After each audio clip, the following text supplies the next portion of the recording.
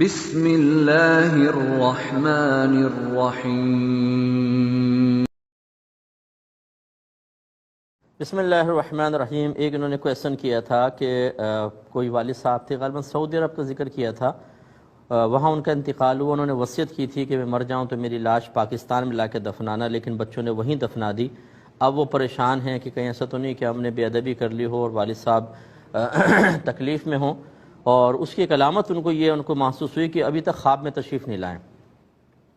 پہلی بات تو یہ ہے کہ افضل اور اولیٰ یہ ہے کہ جہاں انسان کا انتقال ہو اسی علاقے میں دفنائیں، کیونکہ جلد دفنا لیں گے، غسل وغیرہ ہوا، کفن دفن اور دفنا دیا، یہ بیسٹ ہے، کیونکہ میت کو جتنا آپ سفر کروائیں گے، جتنا دفن میں دیر کریں گے، اتنے ہی اس کے لیے آزمائشیں ہوتی ہیں اور تکلیفیں آتی ہیں۔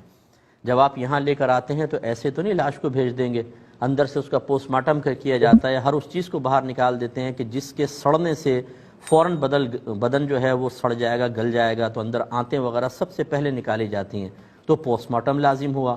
اگر مرنے والے کو پتہ ہونا کہ مرنے کے بعد جب میرا پیٹ چیرا جائے گا اور یہ سب چیزیں نکالی جائیں گی کس قدر تکلیف اور اذیت ہو، کبھی بھی وصیت نہ کریں۔ اور یہ عجیب بات سمجھ میں نہیں آتی کہ پوری زندگی آپ پاکستان سے باہر گزار دیتے ہیں، لیکن مرنے کے لیے پاکستان بہت اچھا لگتا ہے۔ یہ کیوں اچھا لگتا ہے؟ پھر آپ وہیں پہ دفن ہو جائیں، کوئی مسئلہ نہیں ہے، اور شرعی طریقہ بھی یہی ہے۔ اگر آپ یہ سمجھتے ہیں نہیں پاکستان آ کر ذرا سکون ہوگا کیونکہ چچا کی قبر یہاں ہے، مامی کی قبر یہاں ہے، تایا کی قبر یہ ہے، تو ان کی قبروں کے قریب ہونے سے کوئی فائدہ نہیں۔ اگر معذب ہیں، معاذ اللہ ثم معاذ اللہ، عذاب نازل ہو رہا ہے، تو چاہے ساتھ ملی ہوئی قبریں ہوں، الیک سلیک کا موقع بھی نہیں ملے گا، یہ بالکل دور ہوتے ہیں۔ شرح الصدور میں یہ لکھا ہوا ہے کہ جب کوئی انسان مرتا ہے تو ان کی روحیں جو رشتہ داروں کی آپس میں ملتی ہیں، تو جو پہلے مرے ہوتے ہیں وہ پوچھتے ہیں کہ فلاں کیسا ہے، فلاں کیسا ہے، فلاں کیسا ہے، بتاتا ہے ایسا ایسا ایسا ہے۔ ایک کے بارے میں پوچھتے ہیں کہ فلاں کیسا ہے، وہ کہتا ہے وہ تو مجھ سے پہلے مر گیا، کہ یہاں نہیں پہنچا، وہ کہتے ہیں یہاں نہیں پہنچا، وہ کہتا ہے اچھا، اس کا مطلب اس کو عذاب ہو رہا ہے۔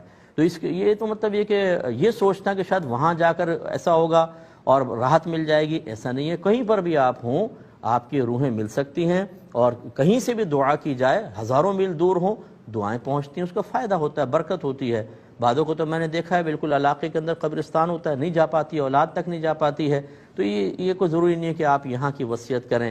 چنانچہ چونکہ اس وصیت میں کوئی شرعی طور پر اچھائی کا پہلو نہیں تھا، اس لیے کوئی گلٹ فیل کرنے کی ضرورت نہیں، بہتر تھا بلکہ وہاں دفنا دیا۔ دوسری بات یہ کہ یہ کہاں سے آپ نے قاعدہ قانون نکالا کہ اگر ماں باپ راضی ہوں تو خواب میں آئیں گے؟ کسی کے بعض اوقات پوری زندگی نہیں آتے، حالانکہ انتہائی خوش اور راضی جاتے ہیں، یہ کوئی قاعدہ قانون نہیں ہوتا۔ اس طرح کی چیزیں اپنے معیار نہ بنا لیں، یا لوگوں کے سنائے وہی میں بارہا عرض کرتا ہوں، نہ قرآن ہم سیکھتے ہیں نہ حدیث سیکھتے ہیں، اس قسم کی باتیں ہم پر بڑی اثر کرتی ہیں۔ کوئی محلے کی خاتون آ جائیں گی، بولیں گی کیا تمہارے والد صاحب آئے خواب میں؟ نہیں آئے نا، اس کا مطلب ہے ناراض ہے تم سے۔ اب آپ وسوسے میں مبتلا ہو گئے، ناراض ہیں تبھی خواب میں نہیں آئے، ناراض ہیں۔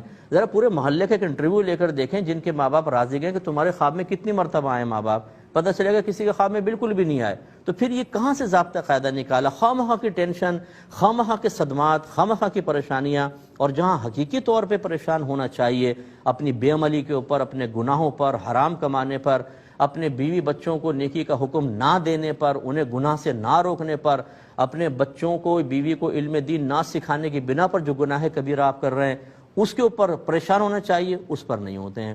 ذرا ہمیں اپنے بارے میں سوچنا چاہیے۔